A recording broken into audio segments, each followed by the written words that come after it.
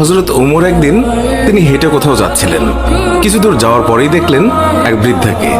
বৃদ্ধা কি যেন বিড়বিড় করছে। হযরত ওমর তার কাছে গেলেন, তার খোঁজ খবর নিলেন, জিজ্ঞাসা করলেন, আচ্ছা বুড়িমা, খলিফা ওমর সম্পর্কে তোমার ধারণা কি? বুড়ি হযরত ওমরকে আগে কখনো দেখেনি, তাই তাকে সে চিনতে পারেনি। বুড়ি হযরত ওমরের কথা শুনে কিছুটা বিরক্ত হলো, বলল, ওমর টোমর দিয়ে আমি কি করব? আমার কি এমন ঠেকা পড়লো যে আমার তার খবর নিতে হবে? নিজের চিন্তায় বাঁচি না। বুড়ির কথায় ছিল রাগ আর অসন্তোষের ছাপ। হযরত ওমর আবার তাকে জিজ্ঞাসা করলেন, বুড়িমা, ওমরের উপর তোমার এত রাগ কেন? বুড়ি চেঁচিয়ে জবাব দেয়, রাগ হবে না কেন? এই যে সে খলিফা হয়েছে, তো আমায় কি একটা পয়সাও দিয়েছে? নাকি কোনোদিন আমার খোঁজ খবর নিয়েছে যে আমি কি হালতে আছি? ও মানুষ না। হযরত ওমর বুড়ির কথা শুনে বড়ই চিন্তিত হলেন। ঠিকই তো, আমি তো তার তেমন খোঁজ খবর নিতে পারিনি। তিনি কিছুটা নরম হয়ে বুড়িকে আবার জিজ্ঞাসা করলেন, আচ্ছা, তুমি কি অবস্থায় আছো ওমর কি করে জানবে? তুমি গিয়ে ওমরকে সব জানিয়ে আসলেই তো পারতে। বুড়ি জবাব দেয়, কেন? আমি জানাতে যাব কেন? ওমরই তো আমিরুল মুমিনিন, সেই তো সবার খোঁজ খবর নেবে, আর এই জন্যই রাষ্ট্রের দায়িত্ব গ্রহণ করেছে। রুক্ষ ভাষায় বৃদ্ধা জবাব দিল। হযরত ওমর শান্তভাবে আবারও বললেন, আচ্ছা, ওমর খলিফা হওয়ার পর তুমি যে কষ্ট পেয়েছো, সেই কষ্টের বিনিময়ে তুমি কত টাকা পেলে ওমরকে মাফ করে দেবে? বৃদ্ধার সাথে এইসব কথা চলছে। এমন সময় হযরত আলী এবং আব্দুল্লাহ ইবনে মাসউদ রাদিয়াল্লাহু তাআলা আনহু তারা এসে হাজির হলেন। তারা হয়তো কোথাও যাচ্ছিলেন। এসে সালাম দিলেন, আসসালামু আলাইকুম ইয়া আমিরুল মুমিনিন। আগন্তুক দুই ব্যক্তির মুখে আমিরুল মুমিনিন শব্দ শুনে বৃদ্ধা তাজ্জব হয়ে গেল। সে ভয়ে কাঁপতে লাগলো আর ভাবতে লাগলো যে ওমরের সামনে তাকে এত গালমন্দ করেছে। দারুণ অনুতপ্ত হলো বুড়ি। হযরত ওমর বৃদ্ধাকে সান্ত্বনা দিলেন আর বৃদ্ধার হাতে 25টি স্বর্ণ মুদ্রা দিয়ে বললেন, বুড়িমা, তুমি এই চামড়ায় লিখে দাও যে কিয়ামতের দিন ওমরের কাছে আমার কোনো দাবি নেই। বৃদ্ধা তখন তাই করলো। চামড়ার উপরে তা লিখে দিল বৃদ্ধা। আর হযরত আলী রাদিয়াল্লাহু তাআলা আনহু সাক্ষী হিসেবে তার উপরে দস্তখত করলেন। হযরত ওমর রাদিয়াল্লাহু তাআলা আনহু মুহাম্মদুর রাসূলুল্লাহ সাল্লাল্লাহু আলাইহি ওয়াসাল্লামকে অনুসরণ করে তালি লাগানো জামা পরতেন। যখন তিনি মুসলমানদের প্রাণকেন্দ্র বায়তুল মুকাদ্দাস জয় করার জন্য বের হচ্ছিলেন, সেই সময় তার পরিহিত জামায় 17টি তালি লাগানো ছিল। যখন তিনি তালিযুক্ত জামা পরিহিত অবস্থায় জেরুজালেমের উদ্দেশ্যে রওনা হয়েছিলেন, সাহাবাদের মধ্যে থেকে কেউ একজন হযরত আলী রাদিয়াল্লাহু তাআলা আনহুকে বললেন, ইয়া আলী, হযরত ওমর রাদিয়াল্লাহু তাআলা আনহুকে বলুন অন্তত আজকের দিনে তালিযুক্ত কাপড় খুলে একটু ভালো কাপড় পরিধান করার জন্য, কারণ তিনি ইহুদি খ্রিস্টানদের দেশে যাচ্ছেন। তারা হয়তো আমিরুল মুমিনিনকে দেখে বিরূপ মন্তব্য করতে পারে। তারা তিরস্কার করে বলতে পারে, মুসলমানগণ খলিফার জন্য একজোড়া ভালো কাপড়ের ব্যবস্থাও করতে পারেনি। আপনি খলিফাকে বুঝিয়ে বলুন। সাহাবাদের পিড়াপিড়িতে হযরত আলী রাদিয়াল্লাহু তাআলা আনহু কথাটি বলার জন্য হযরত ওমরের কাছে গেলেন, কিন্তু এমন কথা বলার সাহসী পেলেন না, কারণ হযরত ওমর রাদিয়াল্লাহু তাআলা আনহু তিনি এমনিতেই গরম। তারপরেও এমন স্পর্শকাতর বিষয়ে মুখটাই বা খুলবেন কিভাবে?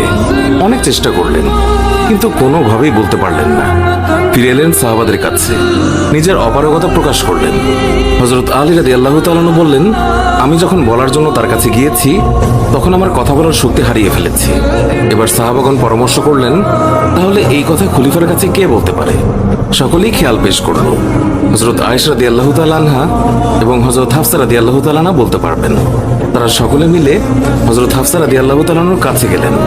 হযরত হাফসা রাদিয়াল্লাহু তাআলা আনহা বললেন, আমি রাসূলুল্লাহ সাল্লাল্লাহু আলাইহি ওয়াসাল্লামের স্ত্রী এবং খলিফা ওমরের মেয়ে, কিন্তু আমার পিতাকে এই কথা বলার সাহস আমার নেই। আমি এই কথা বলতে পারবো না। হযরত আয়েশা রাদিয়াল্লাহু তাআলা আনহা বলতে পারবেন। সাহাবায়ে কেরাম হযরত আয়েশার কাছে দরখাস্ত করলেন। অতঃপর তিনি হযরত ওমর রাদিয়াল্লাহু তাআলা আনহুকে ডেকে পাঠালেন। হযরত ওমর রাদিয়াল্লাহু তাআলা আনহু হযরত আয়েশা রাদিয়াল্লাহু তাআলা আনহার পয়গাম পাওয়ার সাথে সাথেই উপস্থিত হলেন। ভারত উপমহাদেশের বিখ্যাত হাদিস বিশারদ শাহ ওয়ালিউল্লাহ মুহাদ্দিসে দেহলভি একটি গ্রন্থে লিখেছেন যে হযরত ওমর রাদিয়াল্লাহু তাআলা আনহু আম্মাজান আয়েশা রাদিয়াল্লাহু তাআলা আনহার সামনে দোজানো হয়ে তিনি বসে পড়েন। আয়েশা রাদিয়াল্লাহু তাআলা আনহা বললেন, আমিরুল মুমিনিন, আপনি যেহেতু খ্রিস্টিয়ানদের রাজ্যে যাচ্ছেন, এই জন্য আপাতত এই তালিযুক্ত জামা পরিবর্তন করে অন্য একটি ভালো জামা পরিধান করুন। আম্মাজান আয়েশা রাদিয়াল্লাহু তাআলা আনহার কথা শেষ হতে না হতেই খলিফাতুল মুমিনিন কেঁদে ফেললেন। আয়েশাকে বললেন, আম্মা, আপনি কি আমাকে রাসূলুল্লাহ সাল্লাল্লাহু আলাইহি ওয়াসাল্লাম থেকে দূরে সরিয়ে রাখতে চাচ্ছেন? আপনার কি রাসূলের সাথে কাটানো দিনগুলোর কথা মনে নেই, যে দিনের পর দিন নবীজি সাল্লাল্লাহু আলাইহি ওয়াসাল্লাম উপবাস থেকেছেন। 3 দিন পর্যন্ত নবীজি সাল্লাল্লাহু আলাইহি ওয়াসাল্লামের চুলায় আগুন জ্বলেনি। হে আয়েশা, আপনার কি সেই দিনগুলোর কথা মনে নেই যে নবীজি সাল্লাল্লাহু আলাইহি ওয়াসাল্লাম তালিযুক্ত কাপড় পরিধান করেছেন? আম্মা জান, ওমর এই ছেঁড়াফাটা তালিযুক্ত পোশাক পরে যে স্বাদ অনুভব করে তা বোঝানো সম্ভব নয়। ওমর আর অন্য কিছুতে এমন স্বাদ অনুভব করে না। সিরাতের কিতাবসমূহে লিপিবদ্ধ হয়েছে যে খলিফা হযরত ওমর রাদিয়াল্লাহু তাআলা আনহু যখন রাসূলুল্লাহ সাল্লাল্লাহু আলাইহি ওয়াসাল্লামের অসহায়তার কথা আলোচনা করছিলেন, তখন হযরত আয়েশা এবং হাফসা দুইজনেই অঝরে কাঁদছিলেন। অতঃপর খলিফাতুল মুমিনিন হযরত ওমর রাদিয়াল্লাহু তাআলা আনহু তালিযুক্ত কাপড় পরিধান করেই মুসলমানদের প্রাণকেন্দ্র বাইতুল মুকাদ্দাস বিজয় করার জন্য বের হলেন। হযরত ওমর রাদিয়াল্লাহু তাআলা আনহু তিনি যখন জেরুজালেম শহরে প্রবেশের দ্বার প্রান্তে 22 লক্ষ বর্গমাইলের বিশাল সাম্রাজ্যের খলিফার হাতে উটের রশি, উটের উপর বসে আছে ভৃত্য, মুসলিম বাহিনীর সেনাপতি আবু উবাইদা ইবনুল জাররা রাদিয়াল্লাহু তাআলা লক্ষ্য করলেন খলিফার গায়ে অতি সাধারণ 17টি তালিযুক্ত জামা। উটের রশি ধরে টানছেন মুসলিম বিশ্বের খলিফা, আর ভৃত্য বসে আছে সেই উটের উপর। এটা দেখে রোমানরা কি মনে করবে? এইসব ভেবে তিনি বললেন, হে আমিরুল মুমিনিন, আমরা এমন এক জায়গায় আছি যেখানকার লোকেরা চাকচিক্য পছন্দ করে, মানুষের বাহ্যিক সৌন্দর্য দেখে মানুষের মর্যাদার বিচার করে। তাই আপনি যদি একটু ভালো পোশাক পরতেন তাহলে তা কতই না উত্তম হতো।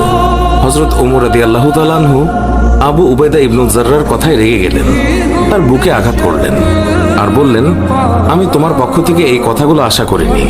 হযরত ওমর রাদিয়াল্লাহু তাআলা আনহু বললেন, আমি হচ্ছি সেই জাতি যাদের মহান আল্লাহ ইসলাম দ্বারা সম্মানিত করেছেন।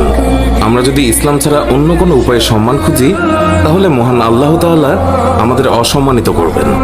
সুপ্রিয় দর্শক, এই ছিল আমাদের আজকের ভিডিওটি ভালো লাগলে লাইক দিন, আর নিয়মিত আমাদের ভিডিও পেতে আমাদের চ্যানেলটি সাবস্ক্রাইব করুন। আজকের মতো বিদায় নিচ্ছি, দেখা হবে অন্য কোনো ভিডিওতে। ভালো থাকবেন। ধন্যবাদ সবাইকে।